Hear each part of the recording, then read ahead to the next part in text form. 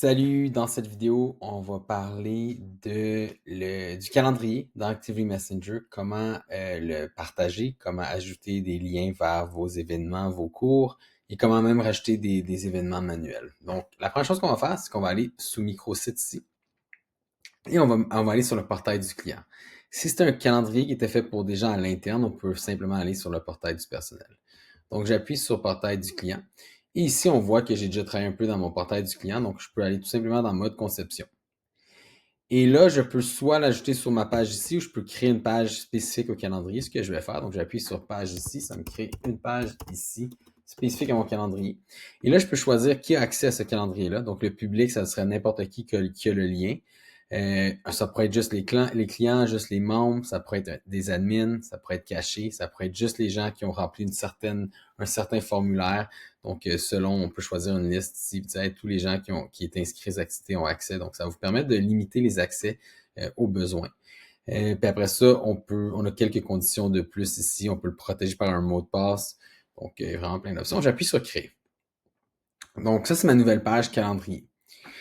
Là, ce qu'on peut faire, on va aussi pouvoir l'intégrer sur votre site web ou imprimer un code QR ou avoir un lien unique pour le partager. Donc, c'est ici qu'on aurait ces options-là pour la page.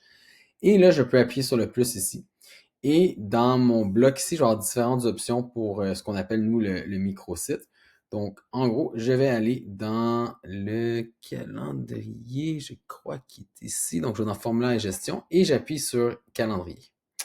Donc là, ça va être à vous de créer le calendrier, de choisir ce que vous voulez. Donc, on va pouvoir dire le titre. C'est quoi le titre? Il pourrait avoir un titre. Est-ce qu'on veut les options mois, semaine, jour? Donc, on peut enlever certaines options s'ils font pas de sens. Et on peut aussi dire le défaut. Donc, je peux avoir les trois options. On dirait, moi, j'aime mieux le présenter à la semaine. Donc, c'est vous qui allez vraiment décider ces différentes options-là.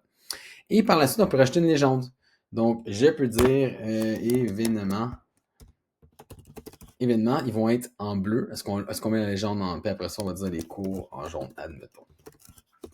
Donc, ici, je viens sauvegarder et ça vient de me créer une légende comme ceci. Si je préfère, je peux dire non, je veux la légende en haut. Donc, j'ai tout simplement à venir la mettre ici, puis la légende va être en haut. Par la suite, on va aller ajouter les événements. Donc, ici, j'ai source d'événements. Donc, si j'appuie sur source d'événements, ça veut dire que ça va être des événements qui proviennent de vos formulaires. Donc, des événements que vous avez déjà créé des cours, des événements dans la plateforme. Donc, j'appuie sur plus. Puis là, je vais avoir différentes options. Est-ce que je veux pouvoir choisir ici? Donc, c'est à vous vraiment de choisir.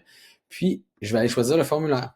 Donc, je vais aller dire, ben moi, c'est mon événement X. Donc, j'appuie cet événement-là.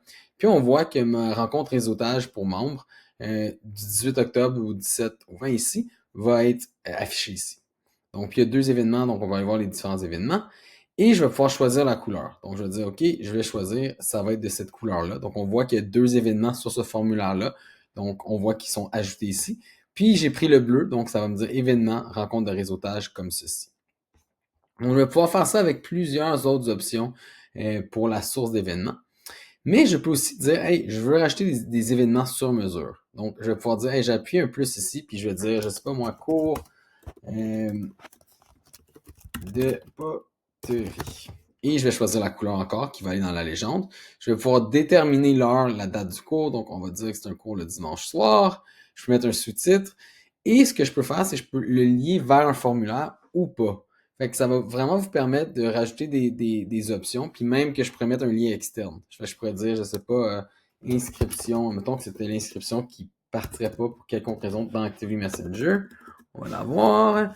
Mais je pourrais dire, OK, ça va me donner un lien vers l'URL. Et ça va faire que quand la personne va cliquer, ça va les amener ailleurs, mais ça va bâtir le calendrier. Donc, je viens sauvegarder comme ceci. Et là, on voit que mon cours de poterie a été rajouté ici dans mon calendrier. Après ça, j'appuie sur créer et on voit que le calendrier est bel et bien rajouté dans votre compte.